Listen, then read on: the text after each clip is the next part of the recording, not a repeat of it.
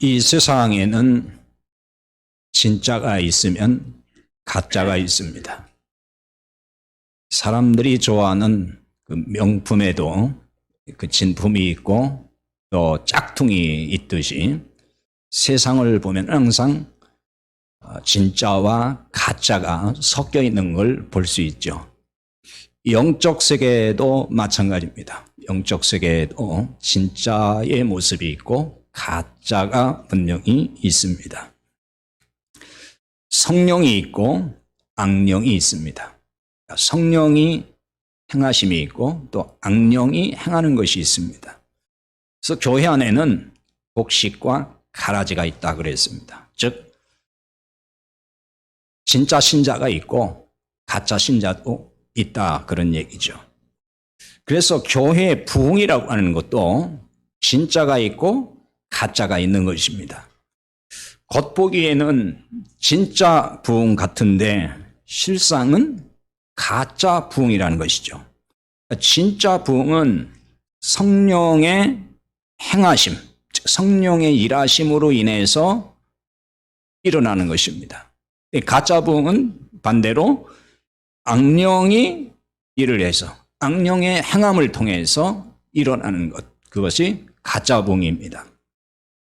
그러니까 무엇이 성령의 일하심으로 일어나는 참 부흥일까요? 그것은 진짜 구원받는 사람이 증가하는 것입니다. 오늘 읽은 말씀 가운데 47절에 나와 있죠. 주께서 구원받는 사람을 날마다 더하게 하시니라고 했어요. 이 초대 예루살렘 교회의 참된 부흥을 한마디로 딱 이렇게 기록했다고 볼 수 있습니다. 날마다 구원받는 자들이 더해졌다. 구원받는 사람이 날로 증가하는 것, 이것이 참 부흥의 본질입니다. 그러니까 교회에 등록하는 사람이 증가하는 것과는 이건 별개의 문제입니다. 교회에 많은 사람이 그냥 와서 모였다. 그것과 이게 다른 것입니다. 많은 사람이 교회에 출석하는 것과도 이것은 다른 문제인 것입니다. 구원받은 사람이 아니라도 교회에 등록을 할 수 있고 출석을 할 수 있습니다. 구원받은 사람이 아니라도 열심을 내서 봉사도 할 수 있습니다. 때문에 많은 사람이 모이고 열심 내는 사람이 많아도 부흥이 아닐 수 있다는 것입니다. 쉬운 예로 신천지가 짧은 기간에 엄청나게 많은 사람들이 모였습니다. 그리고 그 사람들의 열심을 보면은 우리가 못 따라갑니다. 얼마나 열심히 있습니까? 그러면 이게 참 부흥일까요? 거기는 사람들이 그렇게 많이 모이고 그렇게 열심을 내서 다니면서 자기들 나름대로 전도한다고 막 하고 있지 않습니까? 그러니까 이건 참 부흥이다. 진짜 부흥이다. 자, 이렇게 말할 수 있는 것인가요? 신천지 교인 빼고는 참 부흥이라고 말할 사람이 아무도 없을 것입니다. 그래서 사람 많이 모이는 것으로 부흥을 말한다, 부흥을 논한다고 하는 것은 무리가 있다는 얘기죠. 사람 많이 모이는 것은 이단의 집단에도 사이비 집단에도 얼마든지 있습니다. 또는 세상에서 유명한 강사가 강의를 하는 곳에도 사람들은 참 많이 모입니다. 유명 연예인들이 어떤 콘서트를 한다든지 하면은 그때에도 얼마나 많은 사람들이 모여드는지 모릅니다. 자, 그런데 많은 교인들은 일단 교인 수가 증가하면 부흥했다라는 얘기를 하죠. 대부분의 목회자나 교인들이 다 그렇게 생각을 합니다. 신자가 일단 많은 사람이 교회에 오면은 부흥하고 있다.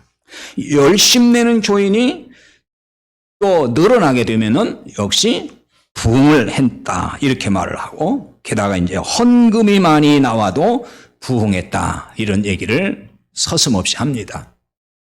그러니까 이런 현상을 이제 부흥의 지표로 삼는다는 것이죠.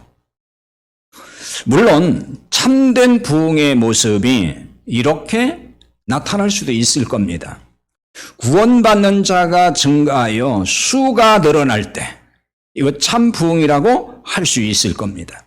또 구원받은 교인들이 복음을 위해서 열심을 낼 때 이 또한 부흥이라고 할 수 있습니다. 그러면 참된 부흥인지 가짜 부흥인지 어떻게 알 수가 있을까요? 참 어려운 거죠. 그게 참된 부흥인지 가짜 부흥인지 그걸 어떻게 합니까? 즉 구원받은 사람의 수가 증가한 것인지 구원과 상관없는 사람의 수가 증가한 것인지 이걸 어떻게 알 수 있느냐는 거예요. 참 어려운 과제일 수 있습니다. 그런데 쉬운 방법이 하나 있습니다. 그걸 알 수 있는 쉬운 방법이 있어요. 그건 뭐냐? 그 교회에 참 복음이 선포되는지를 보면 알 수 있는 거예요. 그 교회는 정말 참 복음이 선포되고 있다. 그것을 보면 알 수 있는 거예요. 그러니까 참 복음이 선포되지 않은 교회에서 구원받는 사람이 여러분 증가할 수가 있을까요? 참 복음이 선포되는 게 아니라 인간의 처세술을 얘기하고 또 인간이 어떻게 잘 산 행복론을 얘기하고 인간의 어떤 신념을 얘기하고 철학을 얘기하고 소위 교양 강좌를 많이 열고 있어요. 근데 사람들이 그게 말씀이 좋다고 엄청나게 갑니다. 그러면 복음이 없는데 거기에 무슨 구원받는 사람이 생기겠냐는 거예요.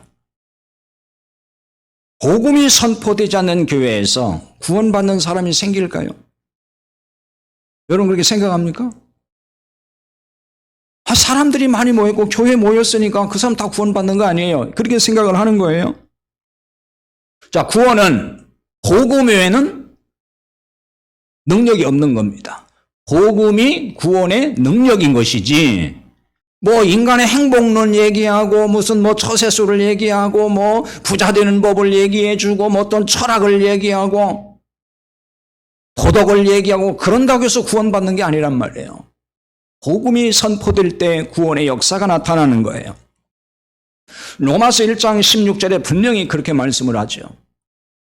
이 복음은 모든 믿는 자에게 구원을 주시는 하나님의 능력이 됨이라 그랬어요. 복음이 믿는 자에게 구원을 주는 능력이라는 거예요. 다른 것이 구원을 주는 능력이 되지 않아요.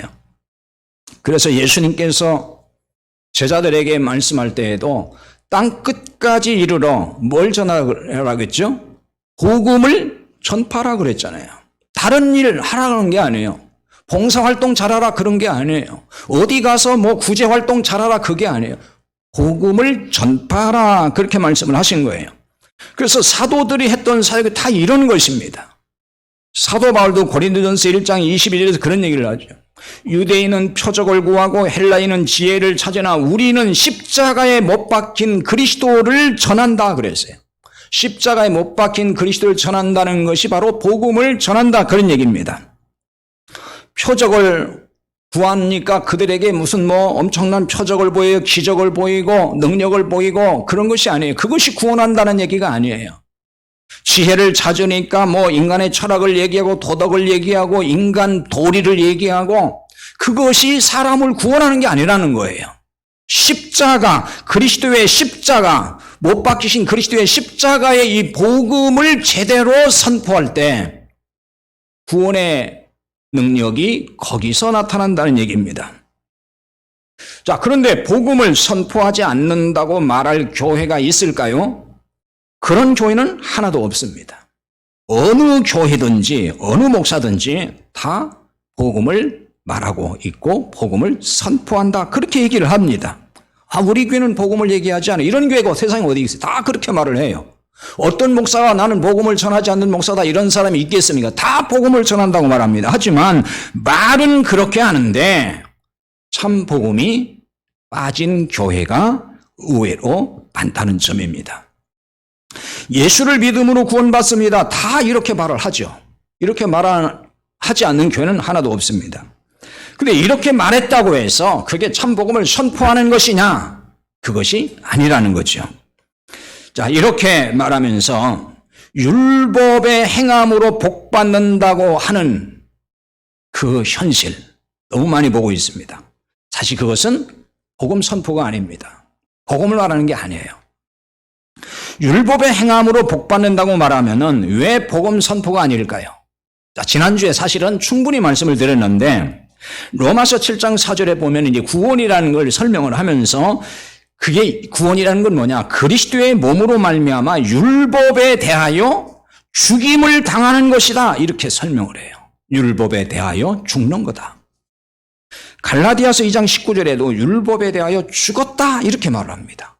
그게 구원이라는 거예요. 구원받은 사람은 어떤 사람이냐? 율법에 대하여 죽었다는 것입니다. 그럼 율법에 대해 죽은 자에게 율법을 행하여서 복을 받으라 하면은 자, 말이 돼야 안 돼요? 말이 된다고 생각합니까, 여러분은?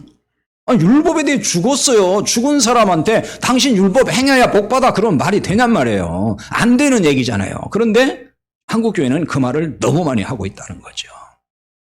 그래서 그걸 복음이 아니라고 하는 거예요. 말은 예수 믿으면 구원받는다 해놓고 나서 그 다음에 또 율법을 얘기하니까 이게 복음이 아니라는 얘기입니다. 물론 율법을 행하여서 구원받는다 그렇게 말하지는 않아요. 그런데 구원은 은혜로 받는다고 분명히 말을 하면서 복은 율법을 행함으로 받는다 이렇게 말한다는 거예요. 그러니까 이렇게 말하면은 복음을 제대로 아는 것이 아닌 것입니다. 그러니까 믿음으로 구원받았다고 하는 것은 믿음으로 복을 받았다는 뜻입니다. 참된 복은 구원의 복입니다. 하늘의 복인 것입니다. 그러니까 진짜 복은 육적인 복이 아니라 영적인 복인 거예요. 그러니까 진짜 복은 이 세상 복이 아니고 하늘에 속한 신령한 복이라는 거예요. 그게 성경이 가르쳐주는 진짜 복인 것입니다. 그러니까 교인들이 이 진짜 복을 깨닫기까지는 교회 참된 부흥을 기대하기 어렵습니다. 이게 진짜 복이구나. 이게 깨달아야 돼요. 성도들이 다. 그걸 깨닫기 전까지는 진짜 부흥하기는 어렵다. 그 얘기입니다. 영적인 복이 얼마나 큰지 깨닫지 못하면은 이 세상 것이 너무 크게 보입니다. 그렇지 않겠어요? 영적인 복은 시시하게 생각하고 이 세상 것들이 다 너무 좋아 보이는 거예요. 그러니까 그거 달라고 날마다 하나님 앞에 기도하고 그거 달라고 맨날 열심히 하니까 이게 구원받은 사람이냐는 거예요. 왜? 하늘에 속한 그 엄청난 복은 별거 아니라고 생각을 하고 이 세상 것들이 그보다 훨씬 크다고 생각을 하니까 과연 이게 복음을 아는 사람이냐는 거죠. 이게 구원을 받은 사람의 모습이냐는 거예요. 때문에 자, 이런 교인들, 즉 하늘에 속한 신령한 복을 얘기하면은 뭐 그게 무슨 복이야? 이렇게 생각을 하는, 그리고 이 땅의 것이 굉장히 엄청 크다고 생각하는 사람들에게는 이 세상에서 복을 받는다는 얘기를 해야만이 그 사람들은 비로소 반응을 보이는 거예요. 그 얘기를 해야 반응을 보여요. 그러니까 세상에서 잘 되기 위해서는, 즉 세상의 이 모든 복을 받기 위해서는 당신이 율법에 순종해야 된다, 말씀에 순종해야 된다, 당신의 행함을 통해서 그 복을 받는다, 이렇게 말을 해야만이 어떻게 움직이기 시작한다는 거죠. 그래야 헌금도 잘하고 또 뭐 나가서 전도하라면 전도지라도 돌리고 봉사도 잘하는 거예요. 왜? 그렇게 해야 당신이 세상에서 복받아 이러니까. 근데 그게 복받는 것과 상관이 없어 이렇게 얘기하면은 하겠어요? 안 하겠어요? 복음을 모르는 사람은 안 할 수밖에 없는 거예요. 그 다음부터는 뭐 헌금 안 해도 된다면서, 뭐 헌금 왜 해? 봉사 안 해도 된다면서 왜 해? 자, 이렇게 반응을 보이게 된다는 거예요. 그러니까 세상에서 잘 된다는 말이 동기부여가 돼서 열심을 내는 건데, 그런 얘기 안 하면은 열심을 안 내게 된다는 거죠. 자, 하늘의 복과 영적인 복을 말하면은 뜬구름 잡는 것처럼 생각을 하는 거예요. 너무 비현실적인 얘기로 받아들인다는 거죠. 때문에 복음을 모르는 교인에게 이런 얘기를 하면은 반응을 보이지 않습니다. 그러므로 이런 설교를 하고 이렇게 말하면, 그러니까 참된 복음을 자꾸 얘기를 하면은 한국교회 상황에서는 참 부흥이 될까요? 부흥하기 어렵다는 거예요. 부흥하기가 어려워요. 왜? 성도들이 안 움직이니까. 교인들이 움직이려고 하질 않아요. 그러니까 교회의 부흥이 일어날 수가 없는 거예요. 복음을 말하면 부흥하는 것이 정상이어야 돼요. 이게 정상입니다. 그런데 부흥이 되질 않아요. 말이 안 되는 거죠. 그렇잖아요. 복음은 구원하는 능력이 있으니까 복음을 전하면 부흥이 일어나야 되는데 왜 복음을 전하는데 부흥이 안 일어날까? 참 이게 이상한 거예요. 자, 왜 그럴까요? 그동안 가짜 복음에 세뇌돼 가지고 혼란이 일어나는 거예요. 갈등이 생긴다는 거예요. 성도들이, 교인들이. 그래서 이게 부흥으로 이어질 수가 없는 거예요. 그게 빨리 정리가 되어야 되는데 정리가 안 되고 계속 갈등하는 거예요. 저 소리가 맞는 소리야, 틀린 소리야. 다른 목사들은 다 저렇게 말 안 하는데 왜 저 목사만 저렇게 자꾸 얘기를 하는 거야? 자, 이렇게 되니까 이제 혼란스럽고 갈등이 오니까 부흥으로 이어질 수가 없는 것입니다. 자, 이런 현상이 지금 뭘 말해주는 걸까요? 그런 현상에 지금 직면해 있다면 이게 뭘 말해주는 거죠? 복음을 모르거나 아직 복음을 잘 이해하지 못했다. 그런 것을 반증하는 것입니다. 사탄은 교인들의 이런 약점을 알기 때문에 거짓 복음으로 부추깁니다. 교회 성장이 하나님의 뜻이라면서 성장의 어떤 방법을 자꾸 알려줍니다. 방법론에 빠지게 만들어요. 그것이 바로 뭐냐면 복음이 빠진 교회 성장입니다. 그러니까 교회 성장 이론에 들어가면은 거의 다 방법론을 얘기합니다. 근데 그 방법론이 다 알고 보면 뭐냐면은 인본주의 방법이에요. 복음이 아니에요. 그러니까 복음을 어떻게 잘 전하라는 얘기를 하지 아니하고 교회 성장 이론에 들어가면은 전부 방법을 얘기해요. 이런 방법, 저런 방법, 뭐 주차장을 잘 해야 되고 시설을 잘 해야 되고 편의시설 잘 해줘야 되고 뭘 잘해야 되고 신자 관리를 어떻게 잘 해야 되고 다 그런 거예요. 그러니까 복음을 잘 전하라는 얘기를 하지 않아요. 그런 얘기는 빠져 있어요. 소위 복음이 아닌 경영 논리를 가지고 성장을 논하고 있다는 거죠. 그래서 한국교회가 거기에 대부분 빠져 있습니다.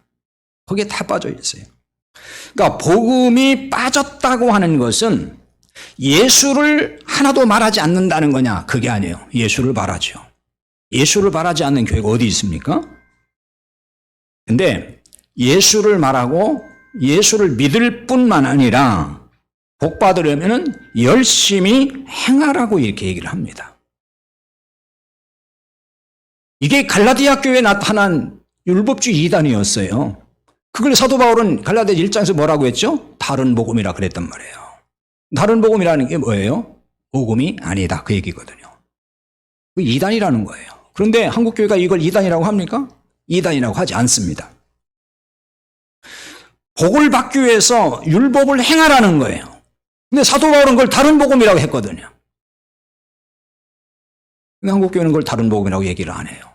왜? 그게 대세가 돼서 그런지 모르겠어요.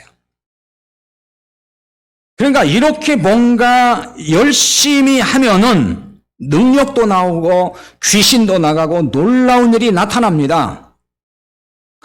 이런 악한 영이 이런 사람을 통해서 일하는 거예요. 그런데 이거를 성령의 나타남으로 착각을 하고 있다는 거죠. 그래서 오늘 마태복음 7장 22절, 23절을 보는데요. 너무나 잘 아는 말씀이지만 또 말씀을 봅니다.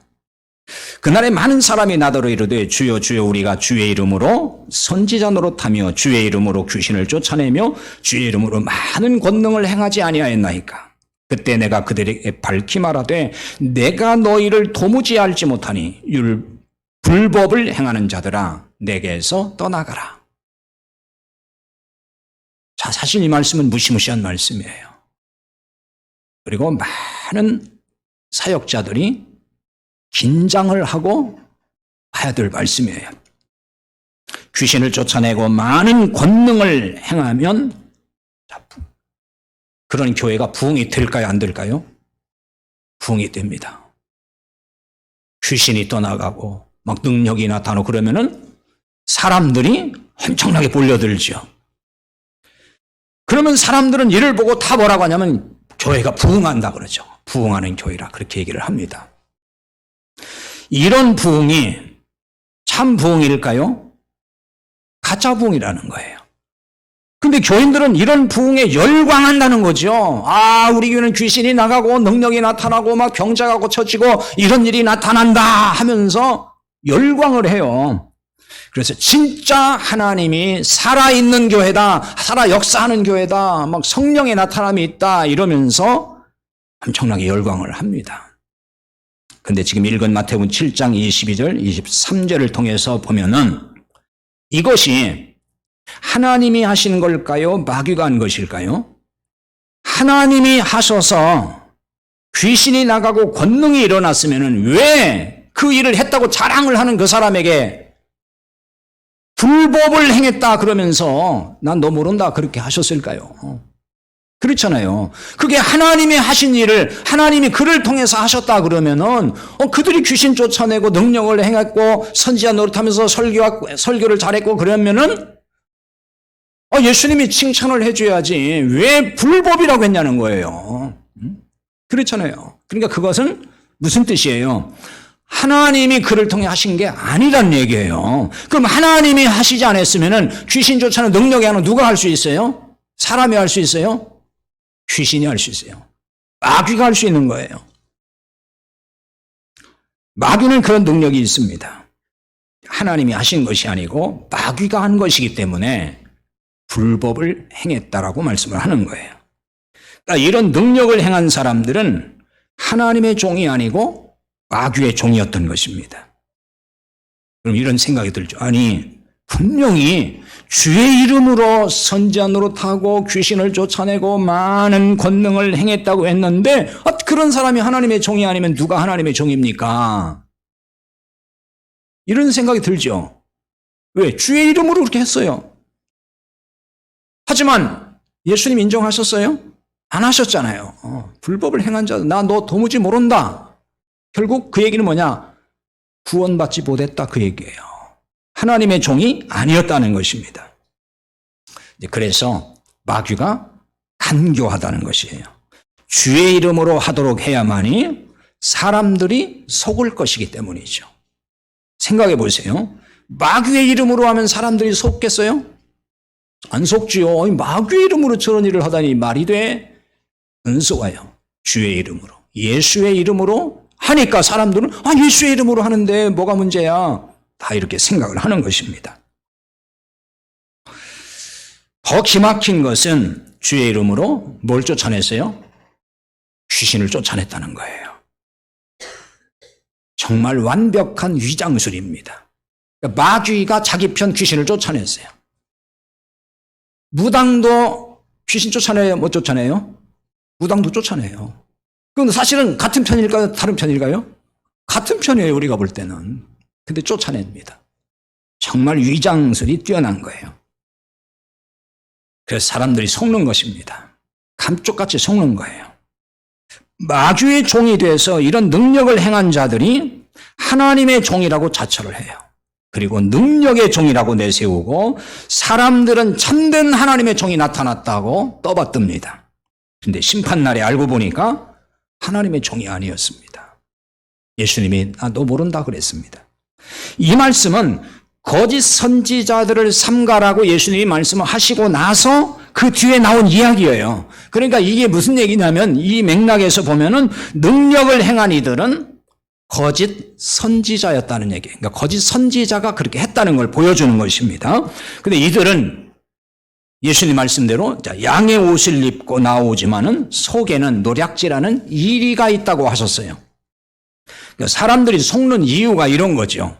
겉을 보면은 양입니다. 양의 탈을 썼으니까 양이죠. 사람들이 속는 거예요. 왜? 속을 알 수가 없으니까. 게다가 주의 이름으로 선지자 노릇했다 그랬죠. 그러니까 이것은 문자 그대로 해석하면은 예언을 했다 하는 얘기고요. 오늘날로 그냥 적용하면은 설교를 했다는 거예요. 굉장히 설교를 잘한다는 거죠. 그럴듯하게. 많은 사람이 들을 때, 이야, 참 설교 잘하는 목사야. 이런 평을 들을 정도로 설교를 잘하는 거예요. 귀신도 쫓아내고 능력도 행합니다. 그러니까 누가 봐도 참 하나님의 종인 거예요.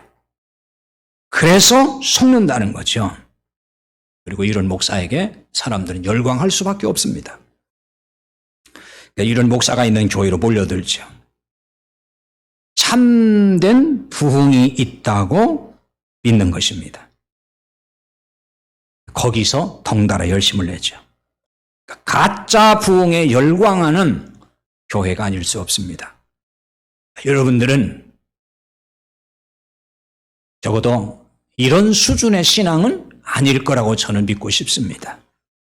자, 여러분 이제 진짜와 가짜를 여러분 분별할 수 있나요?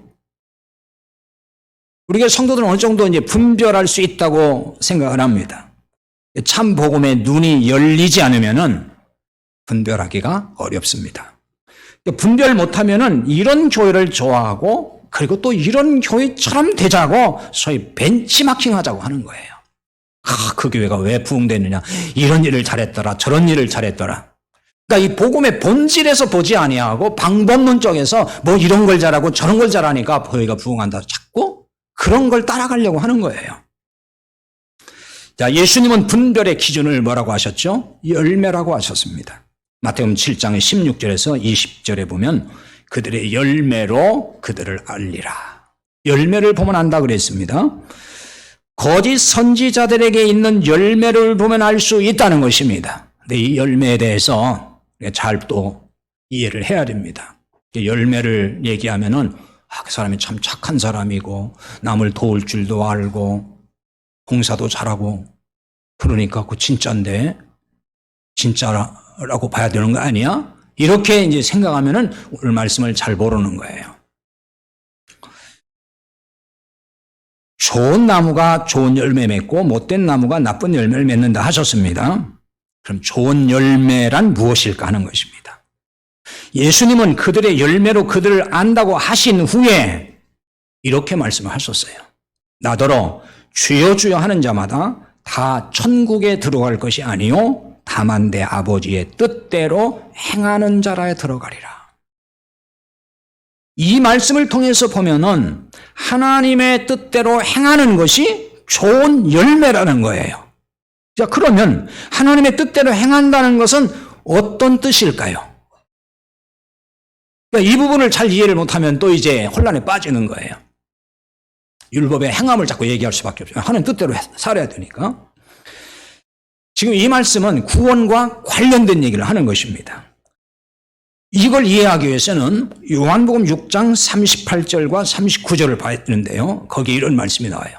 내가 하늘에서 내려온 것은 내 뜻을 행하려 함이 아니요 나를 보내신 이의 뜻을 행하려 함이니라. 나를 보내신 이의 뜻은 내게 주신 자 중에 내가 하나도 잃어버리지 아니하고 마지막 날에 다시 살리는 이것이니라고 했어요. 예수님이 오신 것은 이 말이에요. 예수님이 오신 것은 하늘 아버지의 뜻을 행하기 위함이라는 거예요. 하나님의 뜻을 행하기 위함이라. 근데 그 하나님의 뜻이 뭐냐? 하나님이 주신 자를 잃어버리지 않고 마지막 날에 다시 살리는 것이다. 구원을 얘기하는 거잖아요. 예수님께서 구원하기 위해서. 그게 하나님의 뜻이라는 것입니다. 그래서 요한복음 6장 40절에 보면은 거기에 분명히 이렇게 말씀합니다. 내 아버지의 뜻은 아들을 보고 믿는 자마다 영생을 얻는 이것이니 마지막 날에는 내가 이를 다시 살리리라 하시니라. 아버지의 뜻이 뭐예요? 아들을 보고 영생을 얻는 것이다. 이 아버지의 뜻이라는 것입니다. 아들 예수님을 믿고 영생을 얻는 것, 이것이 하나님 아버지의 뜻이에요. 즉 내 아버지의 뜻대로 행하는 자라 천국에 들어간다라고 할 때에 말씀을 어떻게 뭘 잘 지켜야 들어간다 이렇게 이해하면 이거 오해하는 거예요. 내 아버지의 뜻대로 행하는 게 뭐냐? 아버지의 뜻이 뭐라겠어요? 아들 예수님을 믿고 영생을 얻는 거라 그랬잖아요. 그러니까 하나님의 방법대로 그리스도 예수를 믿는 것, 그게 아버지의 뜻이기 때문에 아버지의 뜻대로 행한다는 것은 예수 그리스도를 내가 믿는 건 거예요. 그러니까 그 사람이 의롭게 돼서 하나님 나라에 들어간다, 그 얘기를 하는 것입니다. 그래서 우리를 향한 하나님의 뜻은 바로 이것이다. 우리가 예수님을 믿고 구원 얻는 것, 그게 하나님의 뜻이고, 때문에 하나님의 이제 뜻대로 사는 것이 뭘까요? 하나님의 뜻대로 사는 것은 우리를 통해서, 구원받은 나를 통해서 또 많은 사람들이 영생을 얻도록 하는 거예요. 많은 사람들이 구원을 얻도록 그렇게 살아가는 것입니다. 예수님은 하나님의 이런 뜻을 행하기 위해서 오셨다고 했잖아요. 그렇다면 우리도 이 뜻을 행하는 것이 하나님의 뜻대로 사는 것입니다. 하나님의 이 뜻을 위해 사는 사람이 참 일꾼이고 이게 참 하나님의 종이라는 거예요. 그런데 이 뜻을 이루기 위해서 자, 우리에게 무엇을 하라고 하시죠? 복음을 전하라는 것입니다. 생명의 복음을 전하라는 거예요. 이게 하나님의 뜻대로 사는 길입니다. 그래서 제가 해야 될 가장 중요한 일도 뭐예요? 생명의 복음을 여러분에게 전해주는 거예요. 여러분이 그 복음을 듣고 깨닫고 여러분 또 나가서 사람들에게 이 복음을 전해주는 것, 이게 하나님의 가장 큰 뜻인 거예요. 8월 9일자니까 오늘자 같은데요.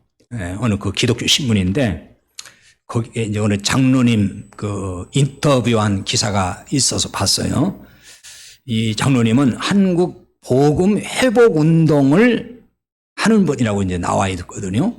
한국 복음 회복 운동을 하는 장로님인데 이 장로님이 50년 신앙생활을 하면서 수많은 설교를 들었는데 늦게서 복음을 깨달았다는 거예요. 50년 동안 설교를 얼마나 많이 들었겠습니까? 근데 정말 늦지막이서 이제 복음을 제대로 깨달은 거예요. 당신이 나가는 교회에서 30년 설교를 들었대요. 그 30년 설교를 들으면서 설교를 듣고 낙담을 한 적도 한두 번이 아니었다는 거예요. 왜 그랬냐? 말씀을 들어도 여전히 괴롭고 불안하고 구원에 대한 그런 불안인 거죠. 또 여전히 고통 중에서 신음하고 있는 자신을 발견했다는 것입니다. 그래서 어떻게 하면 이렇게 매여있고 부자유한 삶에서 내가 자유함을 얻을까, 벗어날 수 있을까 막 몸부림을 쳤대요. 그러다가 어느 날 복음을 깨달았다는 얘기예요. 복음을 깨닫고 자유함을 얻었다. 그래서 지금은 복음 회복 운동을 펼치고 있다 하는 뭐 그런 그 인터뷰 기사였습니다. 제가 이걸 보면서 이런 생각이 들었어요. 말씀을 들어도 괴롭고 신음하며 부자유했던 이유가 무엇이었을까? 근본은 복음을 몰랐기 때문에 그런 거예요. 복음을 모르니까. 그러니까 율법적 설교, 기복적 설교가 주를 이루잖아요, 한국교회에서. 그러니까 수십 년 동안 그 설교를 들었기 때문에 그걸 들으면서 이건 맞는 것 같긴 한데 이건 뭐가 또 아닌 것 같고. 근데 말은 못하겠고. 왜? 다 그렇게 믿고 있으니까. 갈등이 생기는 거죠. 자유함도 잃어버리고. 뭔가 매여 있어요. 율법에 매여 있었던 거죠. 그러나 이제 복음이 깨달아지고 복음의 눈이 떠지면서 자유함을 누리기 시작했다는 거예요. 자유함을. 그래서 이 복음을 전해야 되는 거구나. 그러니까 수십 년 믿고 나서도 복음을 설명할 수 없다면은 이게 과연 믿음이냐? 이렇게 얘기를 하더라고요, 이분이. 수십 년 교회 다니면서 사람들이 복음을 얘기할 줄 모른다는 거예요. 설명할 줄도 모르고. 그럼 그게 과연 믿음이냐는 거예요. 그 사람이 복음을 아는 거냐? 이 얘기를 하는 거예요. 그 맞는 얘기죠, 사실은. 이게 참 중요하다고 봐요. 그러니까 고민을 해봐야 돼요. 갈등도 해봐야 되는 거예요. 기독교의 복음이라는 게 도대체 뭐냐? 적어도 여기 앉아있는 여러분들은 이제 그런 고민도 하고 갈등도 많이 겪었다고 봅니다만은 그게 필요한 거예요. 왜 저 목사는 자꾸 뻑뻑하면 복음 얘기하느냐? 생각을 해보라는 얘기를 제가 수년 전에도 많은 말씀을 사실 들은 적이 있어요. 왜냐하면 늘 그 얘기한다고 막 타박을 하는 사람이 나오기 때문에 제가 안타까워서 그런 얘기를 한 적이 있어요. 한번 고민 좀 해봐라. 왜 자꾸 그런 얘기를 하는지. 여러분이 참 복음을 깨닫고 거기에 반응하지 않으면 참 부흥을 맛볼 수가 없습니다. 아, 이게 복음이구나. 아, 이런 거야. 이렇게 반응할 때에 부흥이 시작되는 거예요. 근데 복음을 듣는데도, 내가 복음을 알려주고 있는데도 이게 이해가 잘 안 돼가지고 이게 혼란스럽다 그러면은 부흥은 시작도 못 하는 거예요. 율법적 설교, 기복적 설교를 듣고도 막 은혜를 받았다고 그래요. 어떤 설교가 되었든지 그저 마음에 찡하는 감동이 오면은 나는 막 오늘 은혜 받았어. 만약에 이런 정도면은 아직 복음을 잘 모르는 사람이에요, 그 사람은. 말씀 듣고 은혜 받았으니까 복음 안 한다는 거 아니에요. 감동이 오고 마음이 찡해지는 거는 뭐 영화보다도 할 수 있고 뭐 드라마보다도 막 눈물도 찡 흘리기도 하고 뭐 다 그런 거예요. 잘 생각해야 되는 겁니다. 은혜 받았다는 게 뭔지를. 참된 부흥을 경험하려면은 담임 목사와 교인들이 복음 안에서, 즉 복음으로 하나가 되어야 합니다. 그러니까 담임 목사는 복음을 외치고 있는데 교인들은 반응이 별로예요. 예를 들면은 반응을 안 보여요. 아유, 우리 목사가 말하는 게 맞기는 맞는 거야. 왜 자꾸 저렇게 말을 하지? 이렇게 이제 신통치 않은 반응을 보이면은 그 교회 부흥할 수가 없어요. 그러니까 담임 목사가 외치는 복음과 교인들이 생각하는 복음이 다르게 되면은 교회는 절대로 앞으로 나갈 수가 없는 거예요. 왜? 갈등만 자꾸 생기니까 안 되는 거죠. 그러니까 이런 상태가 되면은 참된 부흥을 기대할 수가 없는 거죠. 그러니까 교인들이 복음을 깨닫고 복음의 눈이 점점 열려야 되는 것입니다. 그러니까 제 경험으로는요, 복음의 눈이 점점 열려가요. 그러니까 처음에 조금 열려요. 희미하게. 그러다 또 말씀을 통해서 계속 복음의 말씀을 듣고 또 그런 책을 보고 그런 말씀을 듣다 보면 또 열리고 그래서 확 열릴 때가 오는 것입니다. 그러면 복음의 눈이 열린 만큼 이제 부흥의 역사가 일어나는 거예요.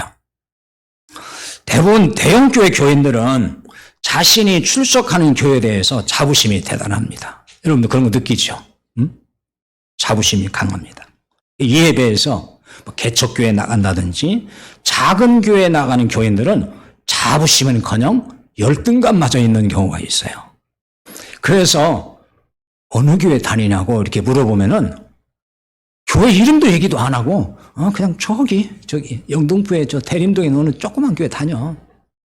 이렇게 얘기를 한다는 거예요.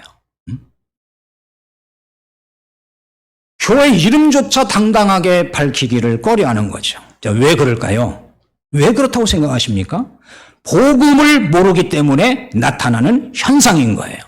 왜냐? 복음을 모르면은 세상 가치관으로 교회를 보는 거예요. 세상 가치관으로 교회 다니고 있는 거예요. 그러니까 세상 가치관에서 그 기준에서 보면은 너무 초라한 거예요, 우리 교회는. 예를 들어 작은 교회는. 사람들에게 자랑스럽게 말도 못해요. 교회를 보는 기준이 세상의 잣대라는 얘기죠. 세상 잣대가 뭐예요? 교회 수가 많고 막 건물이 크고 웅장하고 화려하고 그다음에 막 유명해진 교회, 그런 교회를 좋은 교회라고 본다는 거죠. 이게 세상 잣대예요. 성경에 어디 그런 교회가 좋은 교회라고 한 게 나와요, 안 나와요? 성경에 그런 거 없어요. 어디 그것을 좋은 교회라고 성경에서 말씀하고 있습니까? 이건 인간의 생각이고 그냥 세상 잣대의 기준인 거예요.